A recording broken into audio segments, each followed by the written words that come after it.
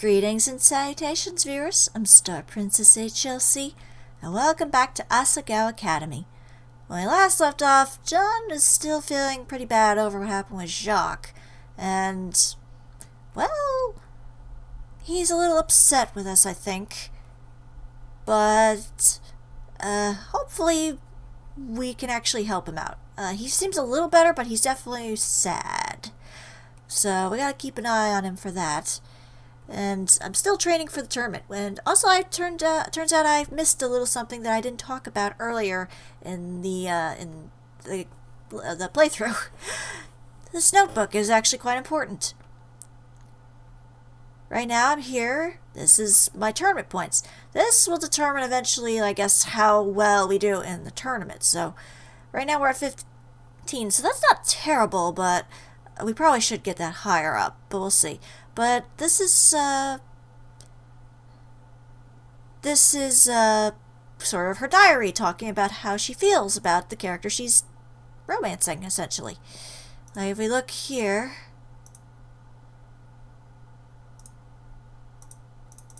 yeah, you see, you see her little talk about that, but we're not here to look at that for the moment. Right now, we're just sitting in our room with Mai, watching a rather violent show about a group of humans trapped inside giant-sized walls, trying to free themselves from their giant-like enemies when there came a knock at the door. Mai paused the episode on her computer, rolling her eyes. I can't believe this. Wonderful, great. Go ahead and get the door. I'm sure it's for you. That was the Attack on Titan theme song! Yay! I love Attack on Titan. Okay, as Mai hummed the series opening, I hastily crossed to the door and pulled it open. John, this had better be important. You are interrupting Attack on Titan. John stood at my door, a broad grin on his face. Hearing the music, he peered into my room. I drew the door closed behind me and stepped out into the hallway. What brings you here? You're interrupting Attack on Titan. Lightning fast, John grabbed my wrist and dragged me down the hall. I'm being JonTron napped! What? Shh! John dragged me out and off to one side of Primrose's house before finally letting go. I rubbed my wrist, trying to keep a lid on my anger. What was that about? You're interrupting Attack on Titan! Sorry, I just wanted to make sure we weren't overheard. I thought some more about your proposition. My proposition. Plan New Jacques 0.50. Or 0.5. Why 0.5? You don't want to know. Anyways, I thought maybe this could be a thing, right? Maybe this could totally work. Not really, but maybe. We could totally do the thing. We could do this thing. John, you're making about as much sense as the games you review. And then I thought, well, why should we stop there? Jacques, God rest his soul, was always the star of any scene he was in. A little scene stealer he was. I'll never be able to match his God-given charm and charisma. No way, no how. But I could at least get a new bird and teach it all Juliet's lines in the play. I don't quit the play. The show goes on, and it's a touching homage to Jacques. Even if nobody knows the truth about what happened. What do you think? He beamed at me. Hesitantly, very haltingly, I put a hand on his arm. John, don't you think it'd be easier to get an actual human to play Juliet's role? Of course not. Why, are you crazy? Ugh! He patted me on the head. Oh, he's a good little pink-haired feminine lady. I don't know. Is she I don't know, she's semi-feminine, I guess. I don't know. Silly Hannah, you know nothing of showbiz, but it's your innocence that makes you cute. Anyways, I've decided that you are going to the pet store with me, and you'll help me pick out a suitably intelligent replacement for my darling Jacques. God rest his soul. But we have to be sneaky about it. Despite the fact that John made this description independent of any input from me, I was excited. For the first time, John was looking and acting like himself again. The color was back in his face and he was joking around in that fast-talking way he usually had. There was no way I could turn him down, not after the week he had, and not with how much I wanted to be around him without Jacques' shadow looming heavy over us. Yeah. Of course, I offered before, didn't I? Yeah! Great! Thanks, Hannah! John clamped his hands over mine, shaking them fervently. This will be great, really it will. You won't regret this after all, or at all. Why would I ever regret it? I'm only going to help you lie. But John already let go and was heading down the lane. See you later. I'll see you this weekend. We'll take the train to the city, so maybe don't wear your uniform. Of course not. Did he take me for an idiot? You never know it, John. Mai scooted back over on her bunk to make room for me as I entered the room, hiding something sheepishly behind her back. What have you got there? Definitely not a cookie. What's up? How'd it go? Everything good with Mr. Birdman? Birdman! I think so. I really think so. And I'm still not a tree in his play, am I? Up, on to chapter 3. Let me guess. We're gonna find out that we can't find a decent replacement for Jacques. But as the rest of the week passed, I got more and more worried for John. Hey man, how's the play coming? Oh, you know, it's coming.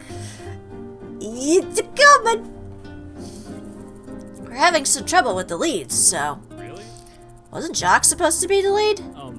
Yeah, well... It's more like the side characters. There's a lot to juggle there. I've been busy. Busy was the least of it. John was lethargic, often spacey, and struggled to pay attention in class. More than once, Shane saved him by whispering an answer when Miss Shizuka called on him. Was he falling asleep in class too? It was just like...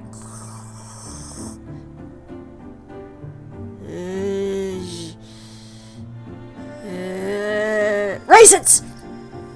Is that what was happening? That ends... Hey. So when should we all get together to talk about the tournament? And this time actually talk about it. The last few times we got a little too distracted. But Josh challenged me to a marionette party match. I couldn't let my throne be claimed. Yeah, whatever. You don't even hold the throne anymore. Anyways, when works for everyone, we should do this weekend. It should be what works for everyone? Uh-huh. I could do it then. Copacetic. Sounds good to me. I've got notes from last time. Just you wait. The ascent passed around the table until it reached John. He glanced at me, then looked away. I can't really this weekend. I've got lots of stuff for the play. Really? Yeah, I gotta find a replacement. I mean, if you can't, you can't, but we should meet sometime soon. The tournament's not far away. Yeah, neither is the play. Right. They're all the same weekend, aren't they? That's rough. Take your time then, I guess. We'll figure something out. I'll come over on Friday and we can brainstorm, PBG. Sound good? Yeah, thanks, dude. I felt so bad for John. But it was okay. We would get a new Jacques. Once that was over, we'd hopefully have time to practice, and John would start feeling better and getting his work done. We'll see. It was just a matter of time. As soon as class was over on Friday, I left Mai behind, sprinting back to the dorms so fast I didn't even have time to check with John about finalizing the plans. I was too excited. I changed into my favorite sweater and green shirt combo, releasing a contented sigh as the soft material encompassed my body. I don't know what she was humming. I didn't quite hear it. I rubbed my hands across my sweater, humming contently. The Asagao uniforms were nice, but they could be stiff and starched. The fact that I only really had 2 meant that I had to wear them longer than I liked. It was always an unadulterated joy to put on your other's clothes. John and I were going into the city to find him a new Jacques, and I was ready. In all the time I was at Asagao, I had yet to visit the city nearby. I hadn't even been to a big city since I was a kid. With slight nerves buzzing in my mind, I sat down and waited. Mai was at volleyball practice, so I had nobody to talk to, but I figured John wouldn't take long. I had literally just seen him in class. Okay, that was the slowest ellipses ever. Won't be much longer.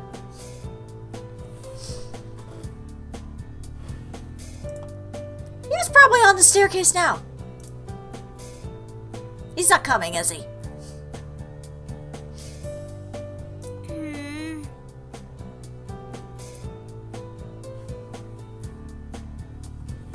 Where the hell was he? Wasn't I supposed to meet him somewhere? I didn't have his number, so I couldn't call him. I couldn't go to his dorm and risk missing him on the way, or... Finally, there was a knock at the door. Bounded forward happily, relief flooding through me. Finally, John. PBG stood in front of me, avoiding my eyes. PBG, what brings you here? John wants you to meet him at the school gates. Okay, is there a reason he couldn't come get me himself? There is, but... Look, hon, I don't know what you and John are up to, but please keep him safe. You know how he can be. Okay, of course I will. I mean, if you read my diary, you would have known I semi have feelings for him. I'm a little confused. Don't worry, just keep an open mind. PBG smiled at me, resting a hand on my shoulder. I straightened under his sudden touch. For some reason, it was comforting. Oddly familiar. He nodded at me. It seemed like there was something more he wanted to say or express, but the look on his face told me he wasn't going to do it. Did John finally tell him? Or does he just know? With a shrug, he left. I locked my door and followed him outside. Students dawdled here and there on the grounds, much more of them than there usually were. Because it was a Friday, nobody felt the usual pressure to go back and finish their homework. No, it was safe to say Asagao was a nation of procrastinators, all needing the fear of God put into them before they sat down for a single assignment. Isn't that school in general? Just saying. I hurried to the school gate, praying John hadn't waited long. But when I got there, he was nowhere to be found.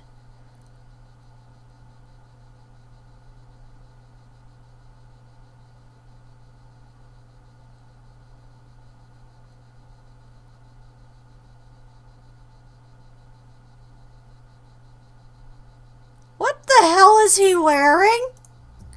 There's some weird guy, though, and he looked kind of like a porn star. He glanced up as I approached, and I switched directions to wait on the other side of the gate. Really? You couldn't tell? Where was John? If only he would hurry.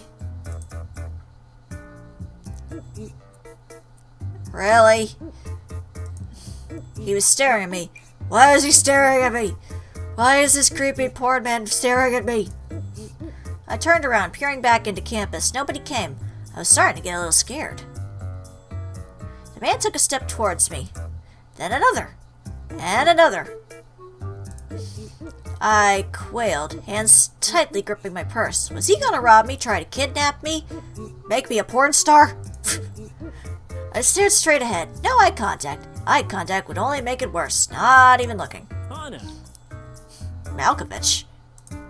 I jumped. How do you know my name? The man reached out to touch me and I shrieked. And flung my purse into his head. Ouch! What the hell, Hannah? Wait, that voice sounded familiar. John, is that you? John rushed a hand over my mouth. Shh! It's MALKOVICH to you. I'm your uncle from Russia. Got it? Why are you pretending to be my uncle? And why are you from Russia? I'm not. John stopped as a small group of students passed, eyeing us warily. Then he leaned closer to me. I stared at the edge of his mustache. Was it glued on? Yeah, he just took some of his chest hair and stuck it on his face. I'm not about to have people see me buying a new bird. I betrayed Jacques enough as it is. I couldn't take it if everybody knew. A number of problems with almost every single assumption that John made during this decision presented themselves to me, but PBG told me to be open-minded. In that case, we should get away from Asagao as soon as possible. John beamed, the edges of his inflated coiffure trembling with cheer. Thanks, Hana. I knew you would understand. And the funny part is probably people are just looking at him like, there's John at it again. He always does this. He thinks he's so clever, but he's not. Still, it didn't make traveling in public with him any easier. We had to take a compartment with a granny sitting inside, and she spent the entire trip alternating between glares and judgmental sighs. I was pretty certain she thought John was my pimp.